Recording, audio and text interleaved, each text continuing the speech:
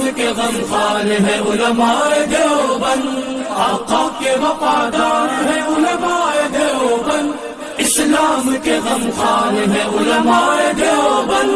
اللہ کے محبوب کے اور دین مبی کے، اللہ کے محبوب کے اور دین مبی کے خوددار میں بساؤ اے مسلمانوں، خدا کی ذات سے ہی دل لگاؤ اے مسلمانوں، اور زمانے میں خدا کا آخری پیغام قرآن ہے، اسی کو مقصد اصلی بناؤ اے مسلمانوں۔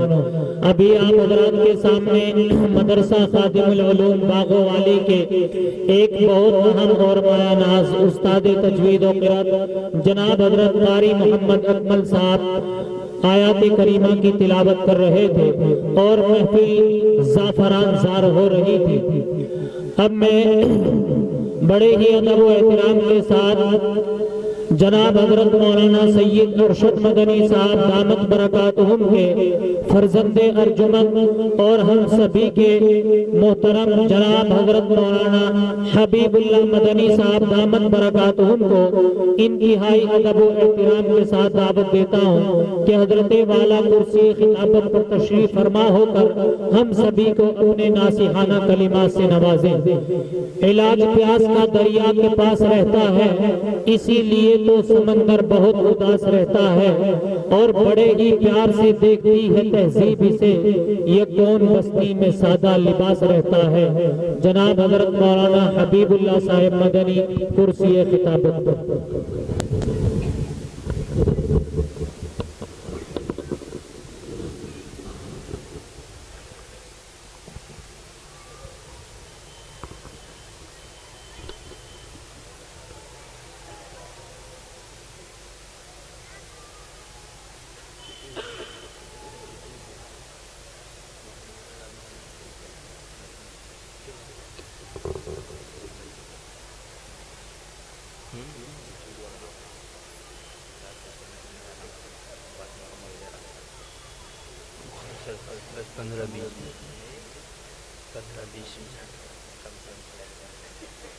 الحمد لله رب العالمين، والصلاة والسلام على سيد الأنبياء والمرسلين وعلى آله وأصحابه أجمعين، أما بعد فأعوذ بالله من الشيطان الرجيم، بسم الله الرحمن الرحيم۔ يا أيها الناس اعبدوا ربكم الذي خلقكم والذين من قبلكم لعلكم تتقون، صدق الله العظيم۔ حضرات علماء اعظام اور اس بستی کے، اس محلے کے، اس نو مولود ادارے کی دعوت پر محبت و عقیدت کے ساتھ جمع ہونے والے نوجوان، بزرگ، پیارے بچے، بچیاں، پردہ نشین خواتین، آج کے اس پروگرام کی مقاصد کو آپ حضرات خوب اچھی طرح جانتے ہیں۔ آپ کی بستی کا، اس محلے کا یہ نیا ادارہ، جس کو بہت زیادہ ماہ و سال نہیں گزرے، آپ کے درمیان میں آپ کی بچیوں اور بچوں کی تعلیم کی فکر کرتا ہے، آپ حضرات کے تعاون سے کرتا ہے۔ اللہ تعالیٰ اس ادارے کو چلانے والے، فکر رکھنے والے، اس کا ساتھ دینے والے، اس کی نصرت کرنے والوں کی اللہ تعالیٰ مدد فرمائے۔ میرے دوستو، دنیا میں اللہ تعالیٰ نے جب بھی کوئی نبی اور پیغمبر انسانوں کے درمیان میں بھیجا تو صرف ایک مقصد کے لیے بھیجا۔ اللہ کی مخلوق کا جو رشتہ اللہ تعالی سے ٹوٹ گیا ہے وہ پروردگار عالم سے جڑ جائے۔ ہر نبی اس دنیا کے اندر آیا اور اس نے اپنی اولاد، اپنے بچے، اپنے نواسے، اپنے پوتے، اپنے رشتہ دار، اپنے عزیز و اقارب، اپنے پڑوسی، جہاں جہاں تک اس کا حلقہ تھا اس نے ایک ہی پیغام دیا اور لوگوں کو اللہ سے جوڑا۔ آپ آدم علیہ السلام سے لے کر حضرت عیسیٰ علیہ السلام تک اور حضرت عیسیٰ علیہ السلام سے لے کر آقائے نامدار سرکار دو عالم جناب محمد الرسول اللہ صلی اللہ علیہ وسلم کی ذات اقدس تک ہر نبی کی ہسٹری جب آپ پڑھیں گے تو آپ کو یہی پتہ چلے گا کہ اللہ تعالیٰ نے اپنے سے جوڑنے کے لیے نبی اور نبی کے اوپر اترنے والی شریعت کو بھیجا۔ ہر نبی یہی سبق دیتا ہے۔ بعض انبیاء آئے جن کے زمانے میں شرک نہیں تھی، لیکن امت کو شرک سے بچانے کے لیے اللہ تعالیٰ نے ان نبیوں کو بھیجا۔ پھر ایک زمانے کے بعد انبیاء آنے شروع ہوئے ایک ایسی قوم کے پاس جو قوم اللہ کو کسی بھی طریقے سے نہیں جانتی تھی۔ وہ انبیاء آئے اور انہوں نے کمزوروں کو، مضبوطوں کو، طاقتوروں کو، مالداروں کو، غریبوں کو، جہاں جہاں تک اس کی دسترس اور پہنچ ہو سکتی تھی اس نے لوگوں کو شرک سے بچانے کی فکر کی۔ یہی وجہ ہے کہ ایسے لوگ جنہوں نے اللہ کے مقابلے پر خدائی کا دعویٰ کیا، جب ان کے سامنے نبی آئے اور انہوں نے کہا کہ خدا یہ نہیں ہے، خدا کوئی اور ہے جس کو ہم اس ظاہری آنکھوں سے نہیں دیکھنے کی تاب رکھتے ہیں، جب ان کے مقابلے پر دوسرے خدا کا اعلان ہوا تو انہوں نے ان نبیوں کو گھیرا، ان کا پیچھا کیا، ان کا مقابلہ کیا، ان کو گرفتار کیا، یہاں تک کہ بہت سے نبیوں کو ان کے قوم کے لوگوں نے قتل کر دیا۔ حضرت زکریا علیہ السلام، ایسے بہت سے انبیاء آئے جن کو لوگوں نے عناد اور تکبر میں قتل کر دیا۔ جب قوم 100% بگڑ جاتی ہے اور تباہی بربادی کی طرف آ جاتی ہے تو اس کا مزاج یہ بن جاتا ہے کہ بس یہی صحیح ہے کیونکہ ساری دنیا اس پر عمل کر رہی ہے۔ لوگ اچھائیوں کو سمجھنا اور اس سمجھنے کی طاقت ان کے اندر سے ختم ہو جاتی ہے۔ لوگ اچھائیوں کو قبول نہیں کرتے۔ لوگوں کے دماغ میں یہ بات بیٹھ جاتی ہے جس کام کو ساری دنیا کر رہی ہے وہ صحیح ہے، پھر اس کے مقابلے پر کوئی آتا ہے اور آنے کے بعد کہتا ہے کہ یہ صحیح نہیں ہے تو لوگ اس کا مقابلہ کرتے ہیں، پیچھا کرتے ہیں، اس کو مارتے ہیں، اذیت پہنچاتے ہیں، تکلیف دیتے ہیں، حالانکہ وہ ایک نحیف و ناتواں مسکین اپنی بات پر پکا ہوتا ہے۔ آج اللہ کی زمین پر بہت سے گناہ ہیں، لیکن ایسے گناہ جن گناہوں میں عام طور پہ جنتا ملوث ہو گئی، عام طور پر لوگ ملوث ہو گئے، کیا چھوٹے کیا بڑے، کیا مرد کیا عورت، کیا امیر کیا غریب، آپ عام طور سے دیکھیں گے ایسے سینکڑوں گناہ ہمارے درمیان میں اور قوم کے درمیان میں ہے جن گناہوں کو گناہ سمجھنا انسانوں نے چھوڑ دیا۔ اور اب اگر کوئی بتلائے کہ بھائی اللہ کے بندوں یہ گناہ ہے اس سے بچو، تم جہیز کی لعنت میں پڑ گئے، گناہ ہے اس سے بچو، اللہ تعالیٰ نے تمہیں وسعت دی ہے، ایک رات بھی بھی اگر تم اتنے مال کے مالک بن گئے جس مال سے تم حج کر سکتے ہو تو تمہارے اوپر حج فرض ہو گیا، اگر مر گئے گنہگار مرو گے۔ لیکن انسانوں کے دماغ میں بیٹھ چکا ہے کہ نہیں، یہ گناہ نہیں ہے۔ پہلے بچوں کی شادی کرنا ضروری ہے، بچیوں کی شادی کرنا ضروری ہے، پھر حج ہوگا۔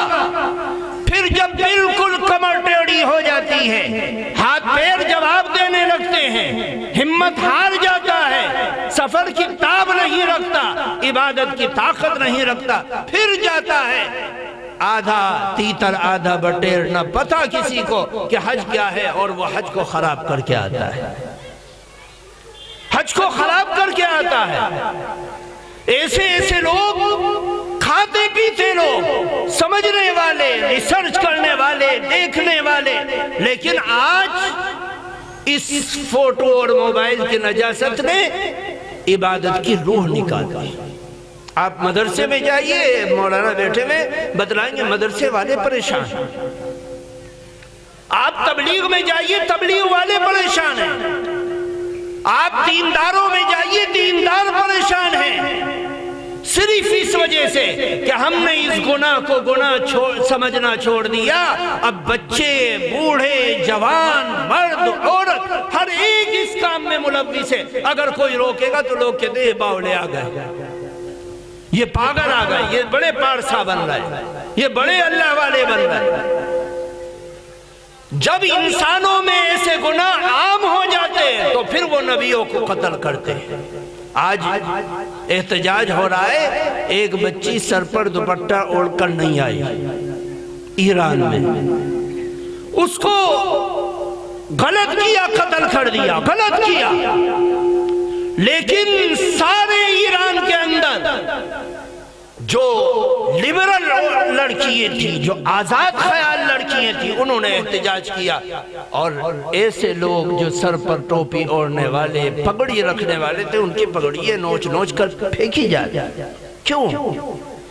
وہی زمانہ آ رہا ہے، اللہ کے نبی نے فرمایا تھا میرا زمانہ غربت سے شروع ہوا کہ اللہ کے نبی سجدے میں کمزوری سے شروع ہوا، اور ابو جہل کے سامنے کسی نے کہا محمد نماز پڑھ رہے، کہا فلاں علاقے کے اندر نماز پڑھ رہے، فلاں محلے میں، کہا جاؤ فلاں محلے میں آج اونٹ کٹا ہے، اس کی نجاست لے کر آؤ۔ ایک شخص لے کر آیا اور ابو جہل نے اللہ کے نبی کے اوپر ڈال دیا۔ امت وہی لوٹے گی جب گناہ اللہ کی زمین پر عام ہوگا اور گناہ پھیلتا رہے گا، لوگوں کے دلوں سے اس گناہ کی نجاست نکل جائے گی، تو پھر لوگ اس گناہ سے روکنے والوں کو جوتا ماریں گے، لاٹھی ماریں گے، تنبیہ کریں گے، تشدد کریں گے، ظلم کریں گے۔ اللہ کے نبی کے دین کے اوپر یہ آنا ہے۔ آج اگر کوئی کہے کہ اپنے بچوں کو دین کی تعلیم دو، تو سمجھدار لوگ، کھاتے پیتے لوگ، مالدار لوگ، عقل رکھنے والے لوگ کہتے ہیں کہ دنیا چاند سے آسمان پر پہنچ گئی اور آسمان سے سورج کی طرف جا رہی ہے اور ستاروں میں کمندیں ڈال رہی ہے، اور دنیا کہاں سے کہاں پہنچ گئی، یہ 1400 سال پرانی بات کر رہے ہیں۔ ہم جیسی سمجھ اور عقل رکھنے والے کہتے ہیں، جن کو 2 وقت کی روٹی فراوانی سے ملتی، وہ کہتے ہیں، جو اللہ کی نعمتوں سے اپنی زندگی سے فائدہ اٹھاتے ہیں، وہ لوگ کہتے ہیں، اور ہم جیسے لوگوں کو گالیاں دیتے ہیں کہ یہ قرآن کی بات کر رہے ہیں۔ ہمارے بچوں کو تو ایسا ہونا چاہیے، ویسا ہونا، سب کچھ ہونا چاہیے، کوئی منع نہیں کرتا تمہارا بچہ آسمان میں جائے یا چاند میں جائے یا سورج میں جائے، لیکن تمہارا بچہ اللہ اور اس کے رسول کو پہچاننے والا ہونا چاہیے۔ دنیا کی زندگی 60 70 80 90 100 سال کی ہے، اس سے زیادہ کون رہے گا؟ موج مستی کرنے والے، جھولے پر جھولنے والے، منٹوں سیکنڈوں میں سینکڑوں ناحق چلے گئے، اس دنیا سے چلے گئے، شہید ہو گئے، ہستی मुस्कुराती जिंदगी चली गई। किस माँ को पता था कि मेरा लख्त जिगर वापस नहीं आएगा? किस माँ को पता था? ये दुनिया ऐसे ही जानी है। हाँ, अब उस मौत के बाद काम आएगा तेरा कलमा, काम आएगा तेरा कुरान, काम आएगा तेरा ईमान, काम आएगा तेरी नमाज, काम आएगी तेरा रोजा, काम आएगा। यही इस मदरसे का मकसद है। अब नबियों के सिलसिले को अल्लाह ने बंद कर दिया।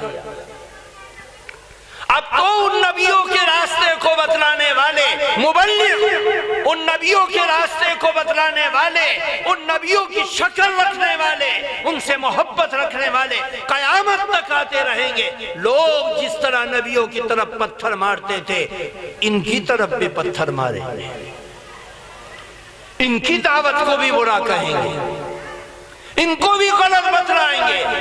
अल्लाह के नबी की जिंदगी के आखिरी लम्हात है। एक बहुत बड़ा पैगंबर हजरत याकूब अलैहिस्सलाम अपनी जिंदगी की आखिरी सांसें ले रहे हैं। जवानी गुजार दी, बुढ़ापा गुजार दिया, नाबीना हो गए, मौत के छटके लग रहे हैं। जाते जाते बिल्कुल मौत के वक्त अपने बच्चों को इकट्ठा किया, अपने पोतों को इकट्ठा किया, अपने नवासों को इकट्ठा किया, अपने जानने वालों को इकट्ठा किया और कहा, ए मेरे बेटो, मैं इस दुनिया से जा रहा हूं, मुझे बतलाओ मेरे इस दुनिया से जाने के बाद तुम किसकी इबादत करोगे? मा ताबुदून मिन बादी। इतना बड़ा पैगंबर। मुफस्सिरीन इन आयतों की तफसीर करते हुए लिखते हैं कि अल्लाह ताला ने याकूब अलैहिस्सलाम के ही वाक़ये को जिक्र किया, मौत के वक्त के। इस वजह से जिक्र किया कि अल्लाह के तमाम नबियों में सबसे ज्यादा वो अपनी औलाद की तरफ से लापरवाह और बेफिक्र होकर जाने का हक अगर किसी को था तो वह हजरत याकूब अलैहिस्सलाम को था, क्योंकि उनके जद्दे अमजद इब्राहीम अलैहिस्सलाम अल्लाह के नबी, इस्माईल अलैहिस्सलाम अल्लाह के नबी, इसहाक अलैहिस्सलाम अल्लाह के नबी और वो खुद अल्लाह के पैगंबर। और उनके जाते जाते अल्लाह ताला ने उनकी जिंदगी में उनके बेटे यूसुफ अलैहिस्सलाम को सिर्फ पैगंबर नहीं बनाया, बल्कि पैगंबर बनाने के साथ साथ अल्लाह ने मुल्क मिस्र का बादशाह भी बनाया, बाप की मौजूदगी में। लेकिन अपने बेटे के नबी और बादशाह होने के बावजूद बाप पूछ रहा है बेटों से कि ए बेटो, मैं इस दुनिया से जा रहा हूं, मुझे बतलाओ मेरे जाने के बाद तुम किसकी इबादत करोगे? ये तड़प एक बाप की औलाद के सिलसिले में होनी चाहिए। आज कोई शिकायत करे कि मुसलमान अपने बच्चों को कुरान की तालीम की तरफ नहीं ले जा रहे, ये बहुत बड़े दुख की बात है, कुढ़न की बात है, अफसोस की बात है कि हम अपनी जिंदगी में ये सोचते हैं कि हमारा बच्चा क्या खाएगा, क्या पिएगा, लेकिन ये नहीं सोचते कि हमारा बच्चा इस दुनिया में हमारे जाने के बाद किस तरीके से जिंदगी गुजारेगा, उसका रिश्ता किसके साथ रहेगा। ईमान का डाका डालने वाले, ईमान को खुरचने वाले, ईमान को बर्बाद करने वाले अब तंजीमों और जमातों की जरूरत नहीं। अब तो ईमान को बर्बाद करने के लिए सिर्फ एक मोबाइल काफी है, जो हमारे ईमान को तबाह कर रहा है, हमारे कल्चर को तबाह कर रहा है, हमारी फिक्र को तबाह कर रहा है, हमारी जिंदगियों को तबाह कर रहा है और बच्चों के ज़हन दिमाग को बर्बाद कर रहा है, पलट रहा है। और हम सोच भी नहीं पा रहे, इतना बड़ा पैगंबर इस दुनिया से जाते जाते अपने बच्चों से मुआहिदा कर रहा है कि तुम किसकी इबादत करो। बेटों ने कहा कि हम उस माबूद की इबादत करेंगे जिसकी इबादत इब्राहीम अलैहिस्सलाम, इसहाक अलैहिस्सलाम, इस्माईल अलैहिस्सलाम, हमारे आबा व अजदाद ने जिसकी इबादत की।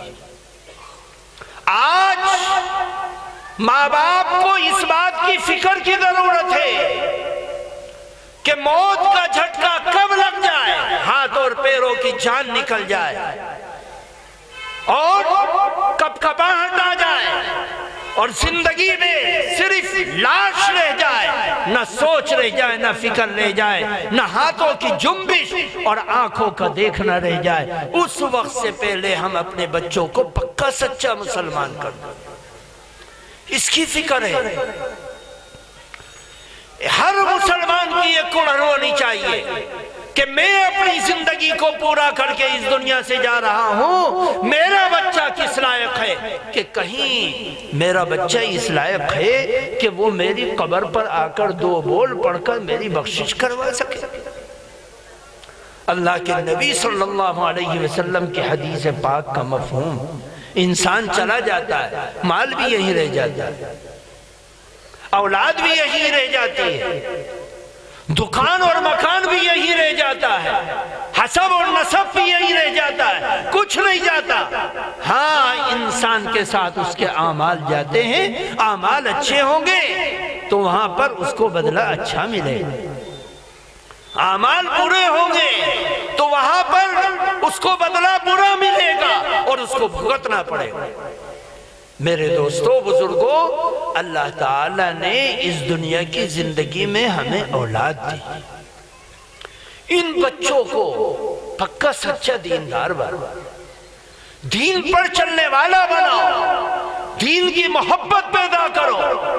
تمہارے بچے اس لائق ہوں کہ کل کو اس کی ماں کا جنازہ، باپ کا جنازہ سامنے رکھا ہو اور وہ اپنی ماں اور باپ کے جنازے پر کھڑے ہو کر اللہ تعالیٰ سے کچھ سفارش کر سکے کہ اللہ میرے باپ کے اوپر رحم فرما، رب ارحمہما کما ربیانی صغیرا، وہ کر سکے۔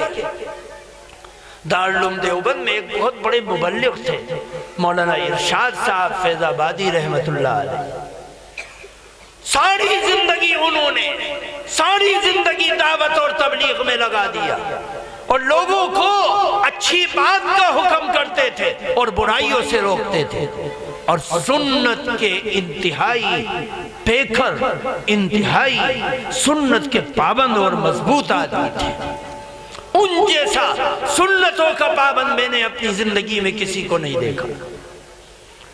اتنا عظیم آدمی اپنے واقعات میں بیان کرتے ہیں، ہم نے خوب ان کو دیکھا، انہوں نے وہ بیان کرتے تھے کہ ایک مرتبہ میں کسی علاقے میں سفر پر تھا، عصر کی نماز کا وقت ہو گیا۔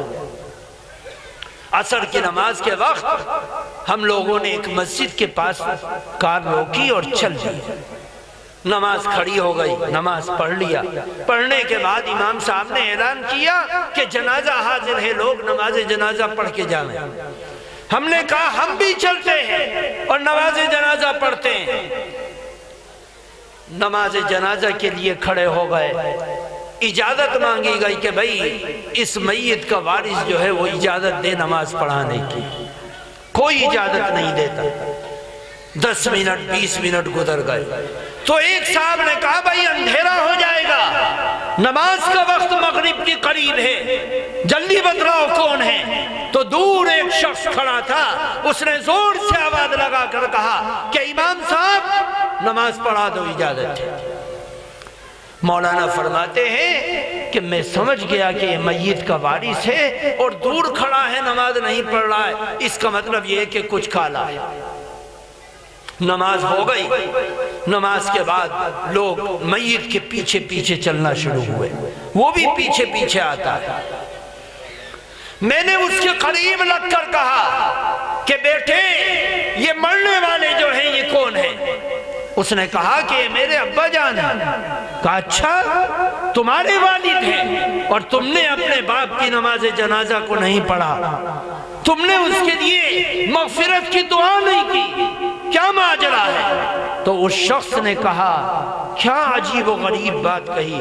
اس نے کہا کہ میرے والد ساری زندگی جو میرے دادا کی جائیداد تھی اس کو شراب کے نشے میں بیچتے رہے، ختم کر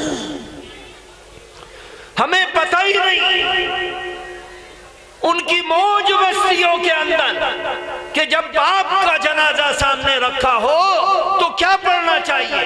اس لیے ہم کیا پڑھتے؟ ہمیں تو ایک حرف نہیں آتا۔ میری ماں دوسروں کے گھروں میں برتن مانجتی تھی، جھاڑو لگاتی تھی، اس طریقے سے میرا اور میرے بھائیوں کا پیٹ پالتی تھی، باپ کو تو ہوش ہی نہیں تھا۔ آج یہ چلا گیا، ہم اس کے اوپر کھڑے ہو کر کیا پڑھنا چاہیے ہمیں پتہ ہی نہیں۔ ہماری اولاد کہیں ایسی تو نہیں ہے۔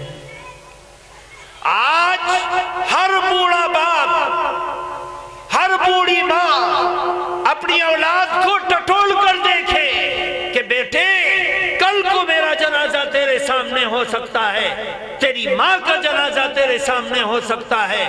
اے بیٹے، ماں کے جنازے کے اوپر کھڑے ہو کر کیا پڑھا جاتا ہے یہ تو بتلا دے۔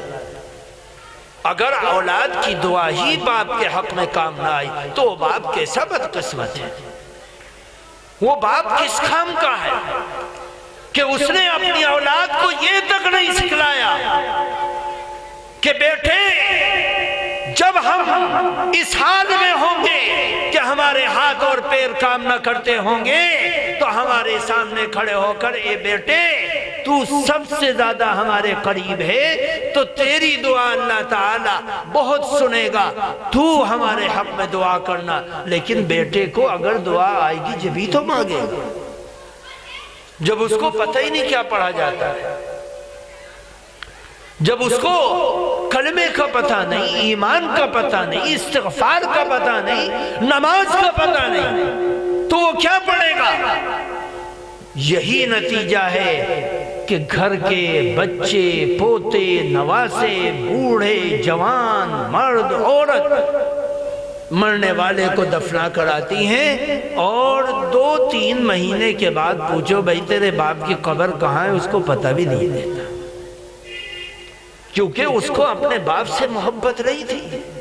نہ باپ نے اولاد کو ماں باپ سے محبت کرنا سکھلایا، نہ اس نے دین کو بتلایا، نہ اس نے سمجھایا، جس کا نتیجہ یہ ہوا کہ اس کی دکان اور مکان، مال اور جائیداد اس سے محبت تھی، اس پر سانپ بن کر بچہ بیٹھ گیا، اس کی قبر کے نشانات کو بھول گیا۔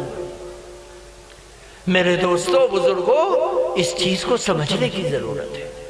قبر کے نشانات کو یاد رکھنا کوئی دین کی بنیاد نہیں ہے، لیکن دین کی بنیاد یہ ضرور ہے کہ تجھے 2 بول ایسے آتے ہوں جس سے اپنی ماں کی بخشش کروا سکے، اپنے باپ کی بخشش کروا سکے۔ جن کا دین جھوٹا ہے، ان کی آخری رسم و رواج نہیں ادا ہوتا بغیر بیٹے کے۔ ان کو اتنا پتہ ہوتا ہے کہ بیٹے کا باپ کے مرنے کے بعد کیا حصہ ہے، لیکن مسلمان کا بچہ، ایمان والا، یقین والا، اگر باپ یہ وصیت کر دے کہ میرے جنازے کو قبر میں وہ لوگ اتاریں گے جو 5 ٹائم کی نماز کی پابندی کرنے والے ہیں، ہم میں سے بہت سے والدین ایسے ہوں گے جو اس نعمت سے محروم ہو جائیں گے کہ ان کی اولاد ان کو دفنا نہیں سکے، قبر میں اتار نہیں سکے، کیونکہ انہوں نے اپنی اولاد کو بتلایا نہیں کہ نماز فرض ہے، نماز فرض ہے، نماز فرض ہے۔ جب ہم نے اپنی زندگی میں نماز سے کوتاہی کی تو ہماری اولاد تو ہم سے 10 ہاتھ آگے بڑھے گی، اس کو کہا ہے کہ محبت۔ میرے دوستو، بزرگوں، ان مدرسوں کے کھولنے کا مقصد صرف اور صرف یہ ہے کہ مسلمانوں کے چھوٹے چھوٹے بچوں کو بلایا جائے اور ان بچوں اور بچیوں کو دین کی بنیاد بتلائی جائے، کلمہ سکھلایا جائے، نماز سکھلایا جائے، دین کے اخلاق سکھلائے جائے، قرآن سکھلائے۔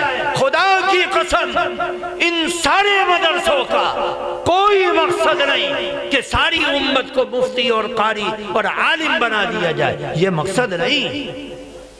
لیکن یہ ضرور مقصد ہے کہ سارے مدرسوں میں پڑھنے والی 100% بچے اور بچیاں اور ساری امت کے بوڑھے اور جوان، ساری امت کے سمجھدار، سب لوگ اپنی دین کی بنیاد کی حفاظت کرنے والے بن جائیں۔ آنے والا ٹائم بہت ڈراؤنا ہے، بہت ڈراؤنا ہے۔ ابھی سے سمجھنے کی کوشش کرو۔ دین غربت سے شروع ہوا اور غربت پر جا کر ختم ہوگا۔ سن 1857 میں اس دلی کے اندر، جس دلی کے ہر گلی کوچے میں قرآن کے قاری، تاریخ کے مورخ لکھتے ہیں کہ دلی کے علاقوں میں جب محلوں میں فجر کی نماز پڑھ کر جاتے تھے تو دلی اور پانی پت میں اتنے حافظ قرآن اور اتنے مدرسے تھے کہ ہر گھر سے قرآن کی تلاوت کی آواز آتی تھی۔ لیکن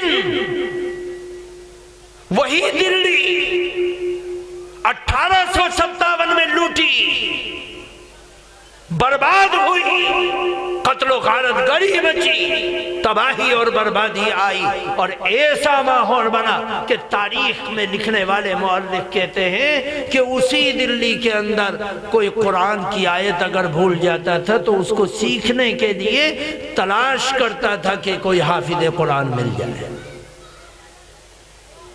کوئی ایک مسئلہ پوچھنا چاہتا تھا تو اس مسئلے کو پوچھنے کے لیے کسی عالم کو تلاش کرتا تھا تو کوئی عالم دکھائی نہیں دیتا تھا جو عالم اس کو مسئلہ بتلا دے۔ جس دلی میں ہزاروں مدرسے تھے وہ سب ختم ہو گئے۔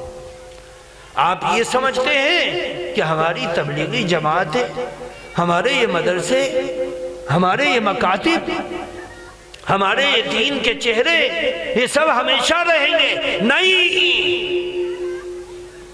اس غربت و افلاس کی طرف جانا ہے جو نبی کے دور میں شروع ہوا تھا کہ جہاں کوئی محمد کا ساتھی ملے اس کو مار دو، اس کو ختم کر دو، اس کو اذیت دو۔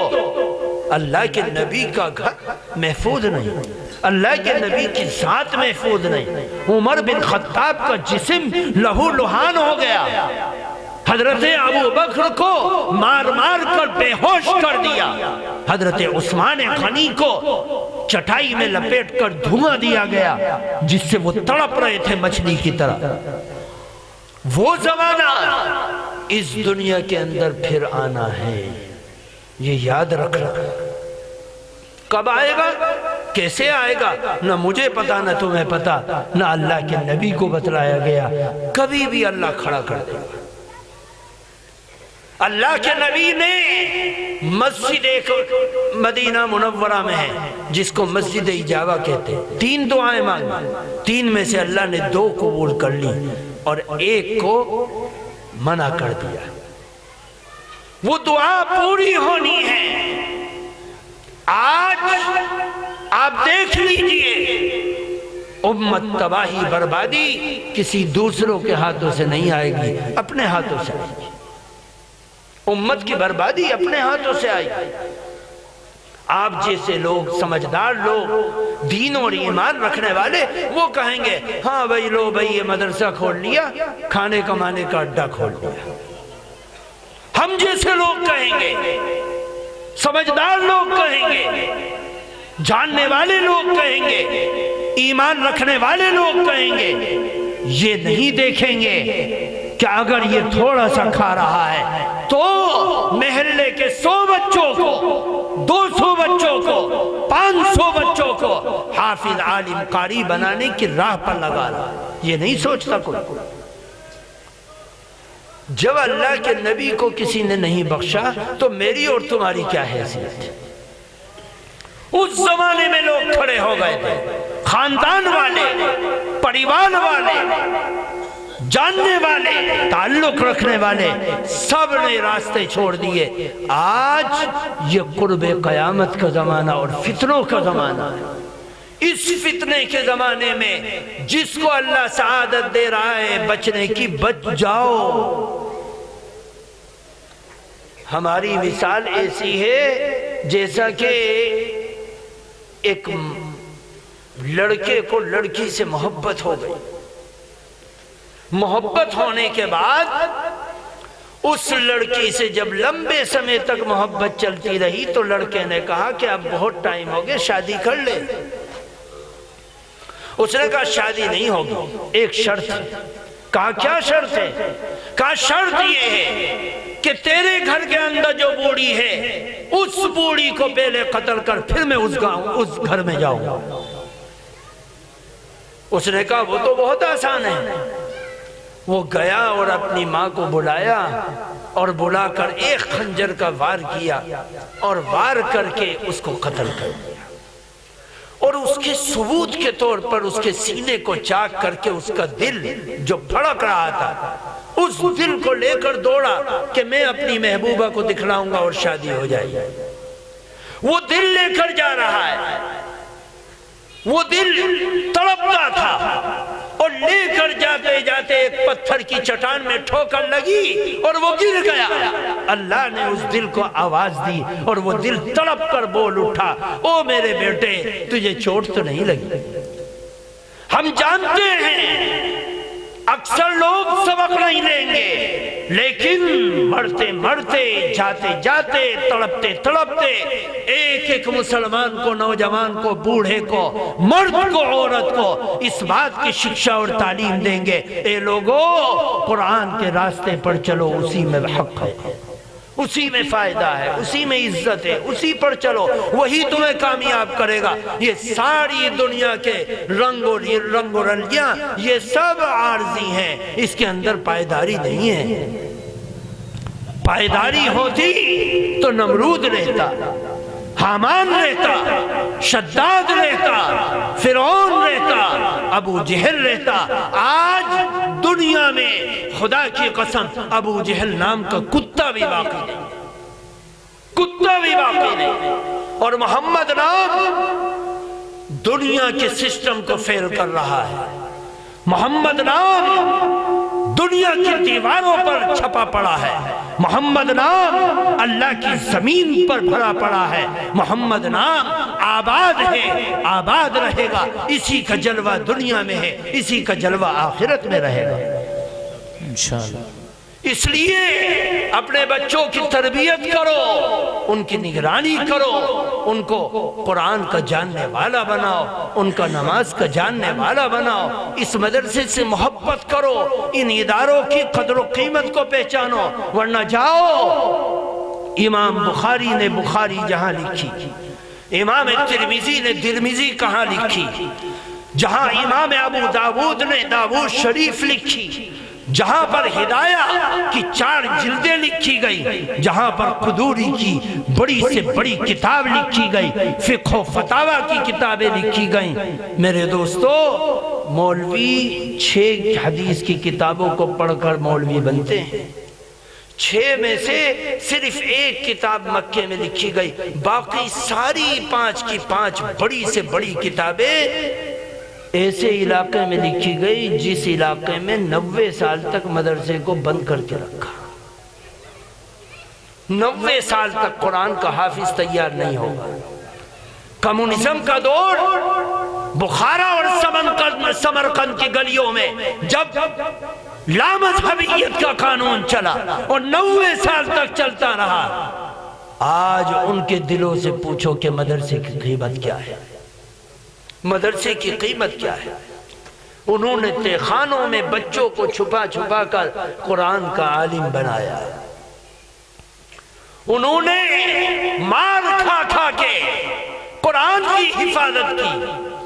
انہوں نے اپنے لخت جگر، اپنے ماں باپ، اپنے بوڑھی ماں کو جان کا نذرانہ پیش کر کے اللہ کے دین کی حفاظت کی، مدرسے کی حفاظت کی. آج ہمارے محلوں میں یہ مدرسے ہیں، کوئی آ کر یہ نہیں پوچھتا کہ اس مدرسے میں کس چیز کی ضرورت ہے، کوئی نہیں پوچھتا. اور اگر تقاضے کو رکھا جائے تو شک کرتے ہیں، شبہ کرتے ہیں، مذاق اڑاتے ہیں اور پہلو تہی کر کے بھاگ جاتے ہیں. نتیجہ یہ ہوتا ہے کہ پھر ہاسپٹلوں میں دینا پڑتا ہے، गुनाहों के कामों में देना पड़ता है, अय्यारियों और मक्कारियों में देना पड़ता है, तबाही और बर्बादियों में देना पड़ता है, सूद और ब्याज में देना पड़ता है। ये सारी चीजें आफत बनकर आती हैं जब कौम अल्लाह के दीन और कुरान का मजाक उड़ाती है। अल्लाह ताला हमें समझने की तौफीक अता फरमाए। मैं इन हजरात ये कारी साहब को जो यहाँ ज़िम्मेदार हैं उनको तो बहुत अच्छी तरह जानता नहीं। मौलाना हामिद साहब ये टपराने वाले, इन्होंने दावत दी, मैं इनकी दावत पर यहाँ पर हाजिर हो गया। अच्छा, उस्ताद भी हैं मौलाना हामिद साहब इनके, तो इनकी दावत पर हाजिर हो गया। मुझे सुबह 8 बजे तक लखनऊ पहुँचना है, 10-12 घंटे का मुसलसल सफ़र करना है। इसलिए मौलाना हामिद साहब हमारे हज़रत बागोवाली से तशरीफ़ फरमा है, उनके सामने मैंने जसारत की बोलने की। अल्लाह ताला हम सबको अमल की तौफीक अता। दुर्रे फशानी ने